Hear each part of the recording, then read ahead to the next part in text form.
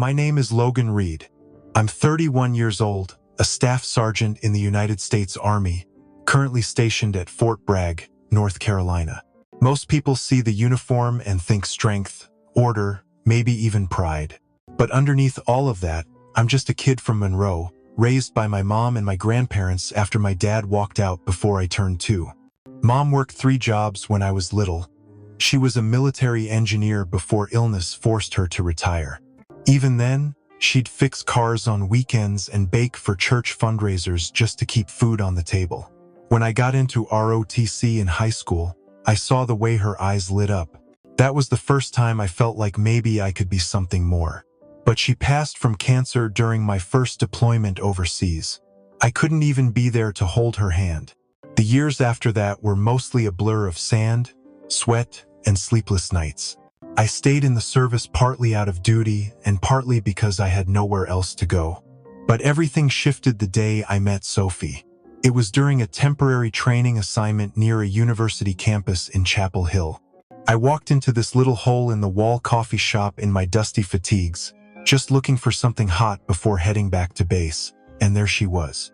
She had this effortless look about her, like someone from a world I'd never belonged to. Long brown hair tied up in a ponytail, glasses too big for her face, buried in some massive law textbook. I don't remember what I ordered, but I remember she smiled when she handed it to me, said I looked like I needed sleep more than coffee. I laughed for the first time in what felt like months. We ran into each other again that weekend at the same cafe, then again the next. One day, she asked if I'd ever thought about law school. I told her I was just trying to afford clean socks.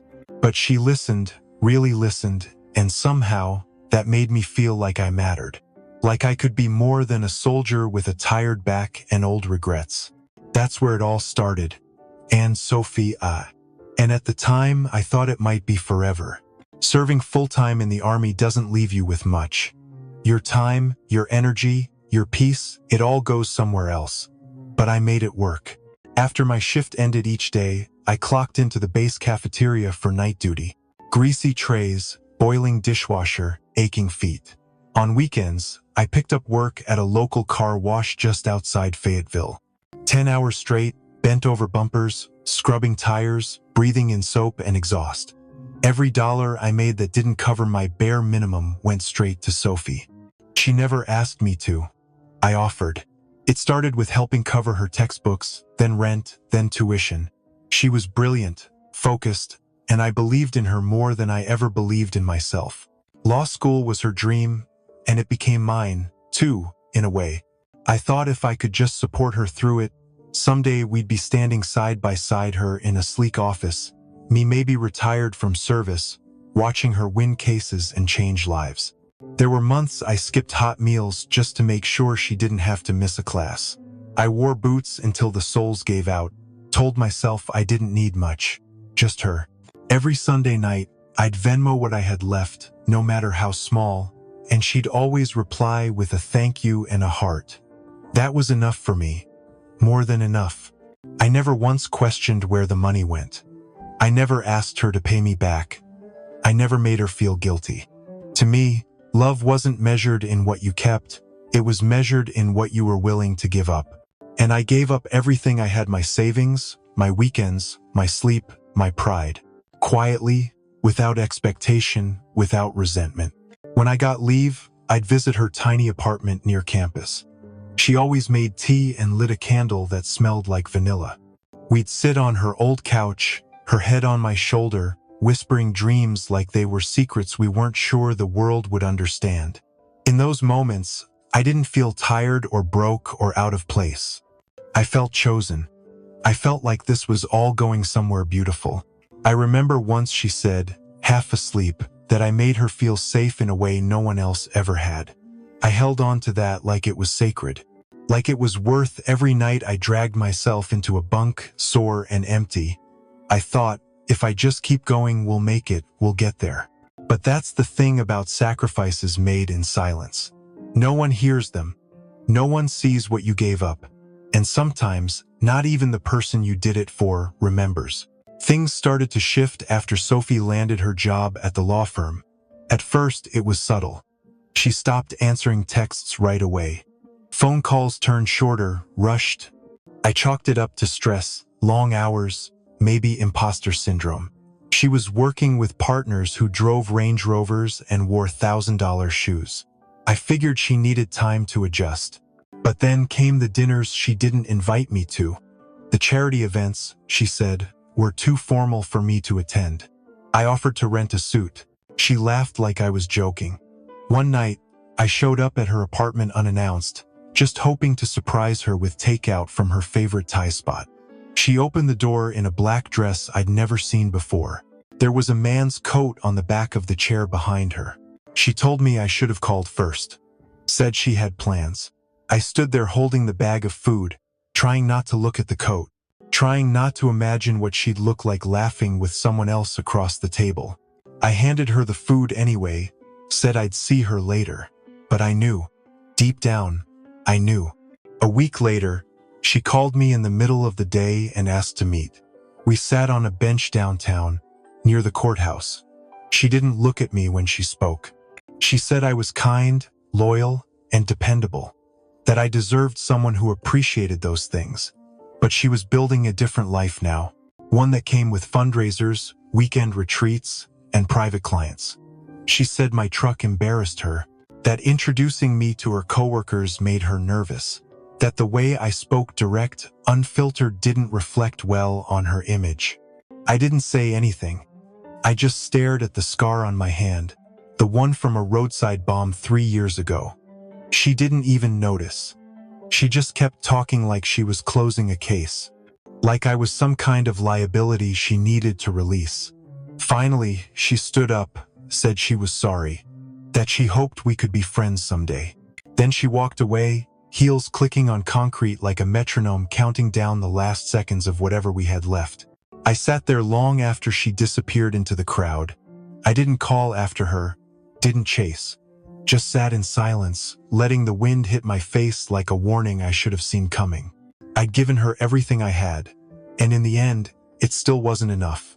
Not for the version of her I helped build. After Sophie left, something in me went quiet. I still woke up at 5, shaved, still trained, and reported for duty like nothing had changed. But inside, I was hollow, the kind of empty that doesn't ache. It just sits there, still and silent, like dust on old furniture no one bothers to clean. I stopped going out, stopped talking unless I had to. Ate what was handed to me, slept when exhaustion knocked me out. I wasn't living, I was just breathing on autopilot. One weekend, I took a last-minute leave and drove 3 hours to the military cemetery in Asheville. My mom had been buried there 10 years earlier, but I hadn't visited since her funeral. I told myself it was because of distance, duty, deployment. But the truth was harder. I didn't want her to see me like this. I didn't want to kneel at her grave with nothing to show for the life she sacrificed everything to give me. The sky was gray when I arrived, and the ground was soft from last night's rain. Her headstone looked exactly as I remembered. Simple, clean. Judy Ann Reid, engineer. Mother, fighter. I knelt, traced the letters with my thumb, and said nothing. I had no words, only guilt. That's when I heard the gravel crunch behind me. I turned to see an old man in a faded jacket carrying a small metal box. He looked familiar. Turns out, it was Mr. Harris, the cemetery groundskeeper. He used to work with my mom back at Fort Lee. He remembered me as a kid chasing fireflies while she changed oil on military trucks. He said he'd been waiting for me. He handed me the box and said, "Your mother made me promise. Told me to give this to you only when you came back looking like her." Empty eyes, no direction. She knew this day would come. Inside the box was a sealed envelope, yellowed with time. The handwriting was hers. My hands shook as I opened it. She wrote that she never wanted to leave me with nothing. Back when she was stationed in D.C., she invested in a startup defense tech company run by a friend from her MIT days. Over the years, the shares multiplied. Quietly, steadily, she never sold them. She wanted them to grow, just in case. According to the attached legal document, her assets were now worth just over $43 million. She'd left everything to me, under one condition: that I set aside 20% to fund housing, healthcare, or legal support for struggling veterans. I didn't cry, not at first. I just sat there, rereading the letter, feeling the weight of everything she'd done without saying a word. My chest burned with shame. All this time, I thought I was the one giving. Turns out, she had never stopped.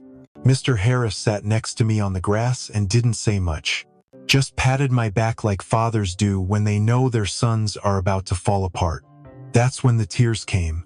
Not loud or dramatic, just steady, like a faucet no one could shut off. I realized then that I hadn't really lost everything. I just hadn't known what I had. My mother didn't just leave me money. She left me a mission, a way back to myself. A way to start again, not from anger, but from love. That was the day everything changed. The day I stopped being just a soldier with nothing left, and started becoming the man she always believed I could be. The week after I read her letter, I walked into a small law office in Fayetteville and asked for help. I had no experience with estates or trusts, no understanding of tax codes or asset transfers. But I knew one thing: my mother wanted her money to matter. So I found the right people. Quiet, sharp, honest. People who didn't flinch when I told them the total. We spent months going over paperwork, cleaning up old accounts, and verifying ownership. I registered a nonprofit dedicated to helping veterans find housing, mental health support, and legal aid. I named it after her, the Judy Ann Foundation. For every grant we issued, I saw her smile. Not the tired one she wore after work, but the proud one I remembered from my ROTC graduation. That smile kept me moving. With what was left, I started investing. Nothing flashy, just solid commercial real estate. Small buildings with long-term potential. I studied the market like I studied terrain maps overseas. Charlotte caught my eye fast. A growing city, a stable economy, and the kind of ambition that reminded me of Sophie. I didn't go looking for her, but fate has a strange way of circling back. One morning, my broker called about a listing. A prime downtown property, great tenant track record, clean books, below market rate. It checked every box. I closed the deal within the week. Didn't even need a walkthrough. The papers came in a heavy folder, filled with lease agreements and tenant lists. I skimmed until one name stopped me. There it was. Sophie's law firm, floor 8. Still there, still thriving. I sat with that for a while. No anger, no smugness. Just silence. I had no plans, no grand speech. I just knew the road had bent back around. And this time, I was ready to walk it standing tall. I kept working, building, giving, not to prove anything, not to show her, but because it felt right. Because finally, for the first time in my life, I wasn't surviving for someone else. I was living for something bigger, something my mother had seen long before I ever could. It happened on a Thursday morning. I had a meeting with a property manager about a few overdue maintenance issues. Nothing big, just business. As I walked through the front lobby, I noticed someone at the security desk turn her head too quickly. It was Sophie. She was dressed sharply, like always. Navy blazer, heels clicking on the marble floor, phone in one hand and a coffee in the other. When she saw me, she froze, like she couldn't tell if I was real. Her mouth opened slightly, but no sound came out. I nodded once, calm, steady, and kept walking toward the elevator. She followed. "Logan," she finally managed, stepping in behind me. "What are you doing here?" I pressed the button for the top floor, just checking in on a few things. She laughed nervously, clutching her phone tighter. "Visiting someone?" I turned to face her. "Not exactly. I own this building." She blinked like she hadn't heard right. Her lips parted, then shut again. I could see the math running behind her eyes. The disbelief, the scramble for context. "You own it?" I nodded. "Yep, closed on it about 6 months ago." "Your firm's on the 8th floor, right?" She looked down, face flushing. "Yeah, I didn't know." I stepped out when the doors opened, turned back and met her eyes with the same calm she once called boring. You said you needed someone who matched your level. I guess now I'm the guy who defines that level." Her expression cracked.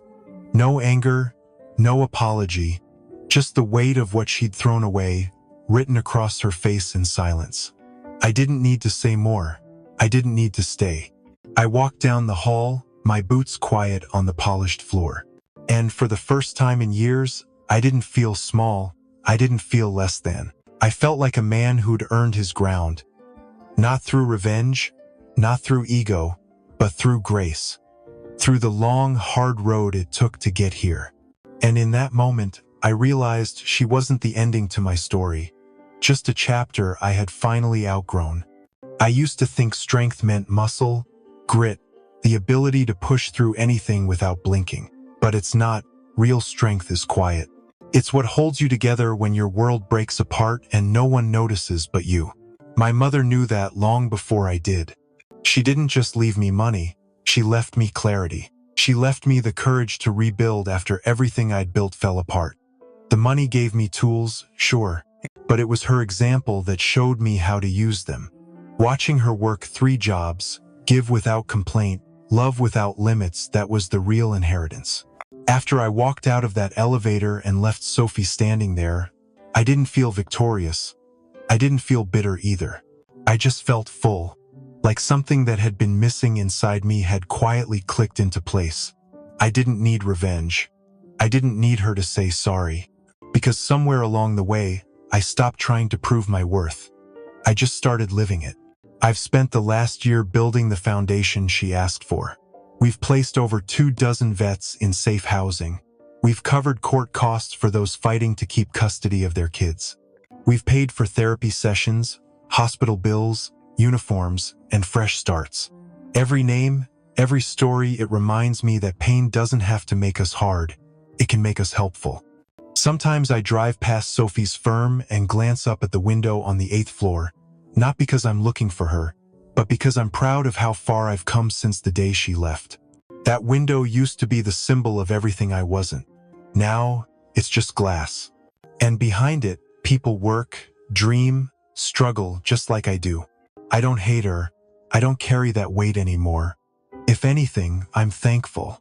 She showed me the difference between someone who loves the idea of you and someone who stays when the reality isn't shiny. That lesson hurt, but it carved out space in me for better things. The world still looks at uniforms and sees one thing, looks at bank accounts and sees another. But I've learned to measure life differently. By the people I lift, by the peace I keep, by the man I see when I look in the mirror and know I didn't cut corners to get here. My mother once told me, right before deployment, that being a good man might not always pay off right away, but it pays off where it counts. I get it now. Being good doesn't guarantee you'll be understood. It doesn't protect you from heartbreak, but it protects something deeper: your integrity, your soul. Losing Sophie didn't break me, it revealed me. And if there's one thing I've come to believe, it's this. Being a good man might cost you, but I'd rather be poor in pride than rich in shame.